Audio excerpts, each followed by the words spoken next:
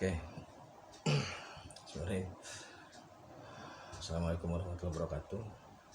Saya memanjatkan puji syukur dan memohon perlindungan dan bimbingan dari Allah Subhanahu wa taala. Kembali dengan tim Raja Lain Nusantara. Oke. Saya kupas sedikit. Jadi, akhir zaman itu adalah akhir zaman periode tertentu menuju ke periode kebangkitan, ke periode baru. Di akhir zaman ini akan muncul sosok-sosok yang akan menjembatani transisi zaman ini sehingga terjadilah kebangkitan agama tauhid. Nah, dari 3 sosok tadi udah jelas. Satu, Nabi Isa batal hadir, batal turun. Yang kedua, Duriyah Rasulullah dengan nama inisial Syekh ini, Syekh X lah gitu. Dia juga ternyata tidak akan menjadi Imam Mahdi karena beban sosial dan tugasnya memang bukan, tapi untuk menyelesaikan dan suksesi. Maka yang ketiga yang akan kita bahas adalah Ratu Adil. Jadi begini, ramai diperbincangkan sekarang adalah Satrio Piningit. Informasinya memang banyak sekali tentang Satrio Piningit, apa dari Uga, dari Wangsit, dari Jangka dan sebagainya. Saya sederhana aja beginilah.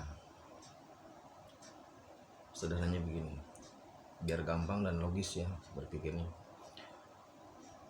Kalau seseorang yang pernah ke London, atau ada 2 orang, satu orang pernah ke London, satu orang belum pernah ke London. Ketika mereka menjelaskan, yang satu orang hanya literasi, yang satu orang pernah mengalami, pasti akan lebih detail dengan yang pernah mengalami.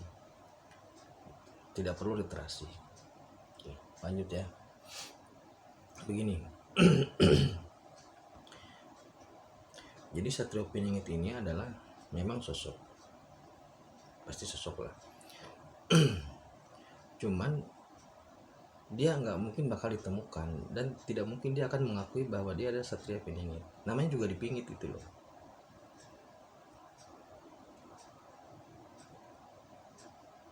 Dia nanti akan muncul, kemudian akan menjadi raja atau menjadi presiden atau menjadi apa, kemudian dia berbuat adil. Nah, barulah dia mendapat julukan Ratu Adil gitu. Jadi Satrio Piningit yang jelas-jelas dirahasiakan kok dicari, ya nggak mungkin ketemu. Jadi sebaiknya ya nggak usah dicari. Ngapain dicari? Ya kalau sekarang mengaku Satrio Piningit berarti bukan Satrio Piningit karena apa? Namanya juga dipingit gitu, nggak mungkin dikasih tahu.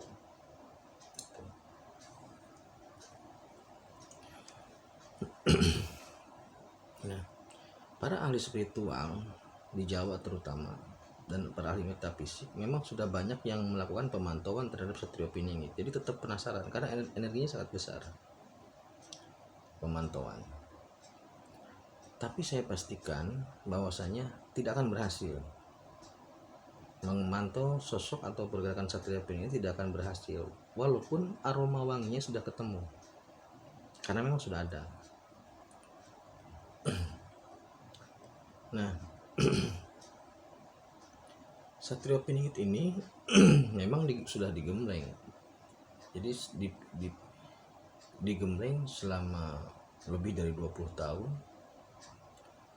Lahir, batin, spirit, emosi, jiwa, segala macam sudah digembleng. Dan ilmunya sudah lengkap.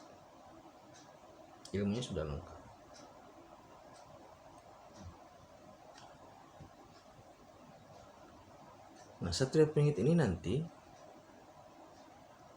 memang ini disembunyikan ya. Nanti ketika dia muncul ya orang tidak menyangka bahwa dia itu Satrio Piningit. Tapi ketika dia muncul dan menjadi sosok pemimpin, kemudian dia berbuat adil dan bijaksana, baru orang itu berkata, oh itu kan tetangga saya. Oh dia ternyata Satrio Piningit. Oh ternyata itu teman saya. Oh ternyata dia Satrio Piningit gitu loh. Jadi menurut saya bolehlah mencari-cari Satrio Piningit, cuman kalau ada yang mengaku Satrio Piningit berarti bukan, karena Satrio Piningit namanya juga Piningit ya pasti ngumpet. tidak akan ada yang bisa nembus Satrio Piningit, karena memang langsung ditutup, langsung dihijab oleh Allah Subhanahu wa taala. Saya bisa pastikan itu. Oke.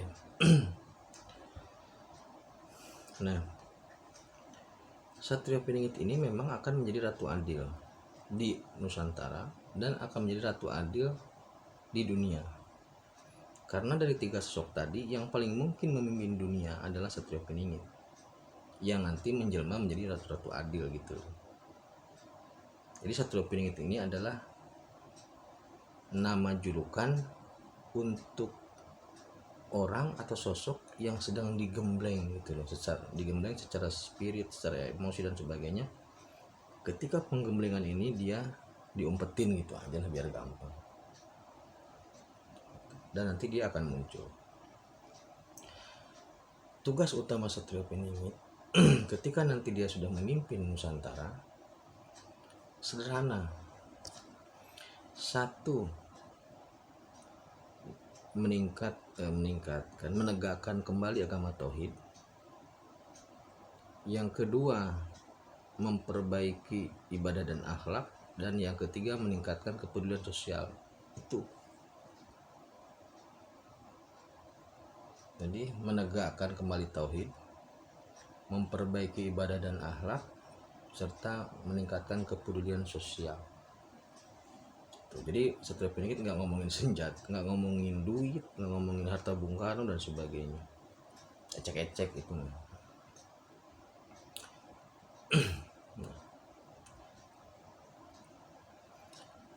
Karena jadi dari 3 sosok ini, maka saya berani berkeyakinan bahwasanya Satrio Piningit lah yang nanti akan menjelma menjadi ratu adil, yang akan memimpin tegaknya agama tauhid.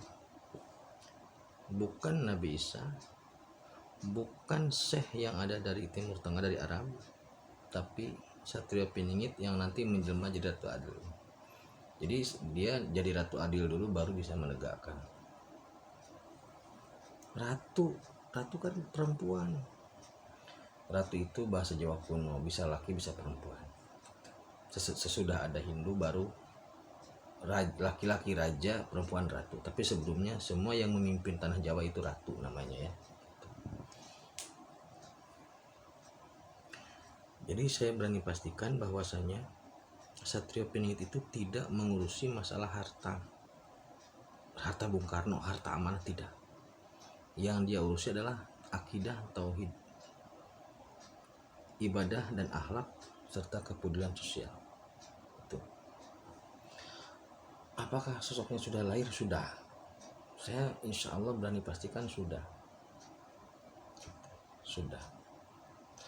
Kalau yang di tanah Arab itu Duriyah Rasulullah, kalau yang di Israel itu Nabi Isa itu adalah Duriyah dari Maryam, dari Zakaria. Kalau yang di tanah Jawa ini adalah Duriyah dari HB keberapa itu masih rahasia. Dia nggak lebih dari 3 lah. Dia Duriyah dari HB, nggak lebih dari 3. Nah, dia sudah lahir dan memang sudah bersiap dalam strateginya, dan dia tidak punya kepentingan, karena kepentingan dia adalah tujuan gitu ya. Jadi agendanya itu adalah tujuan, dan dia tidak punya strategi, jalan aja. Maksudnya apa? Maksudnya Satrio Piningit ini memang orang yang berjalan dengan ilham gitu. Jadi jangan disangka Satrio Piningit ini enggak islami banget, tauhidnya kuat banget.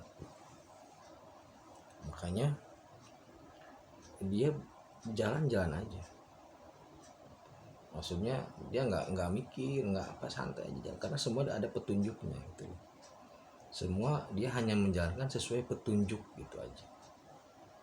Dia tidak mikir tapi dia zikir gitu ya. Tuh. Oke. Itu sementara untuk Satrio Piningit terkait dengan masalah secara umumnya ya. Oke, selanjutnya nanti saya akan bahas masalah terkait dengan senjata dan pusakanya lah ya. Biar ini. Oke, terima kasih. Assalamualaikum warahmatullahi wabarakatuh.